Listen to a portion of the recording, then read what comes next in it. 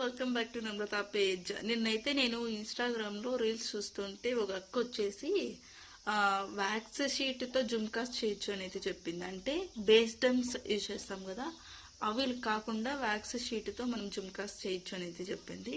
నాకు డౌట్ వచ్చేసి ఇది అవ్వదా అని ఒక థాట్తో నైట్ నేను జుమ్కాస్ ప్రిపేర్ చేశాను అనమాట. వ్యాక్స్ షీట్ వేసి ఫైనల్ అవుట్పుట్ అయితే ఇలా వచ్చేసింది, గ్రీన్ అండ్ పింక్ కాంబినేషన్లో.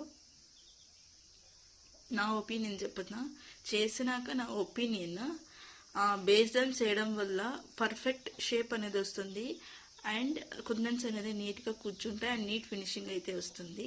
నాకైతే ఇది అంత బాగా రాలేదు అనిపించింది.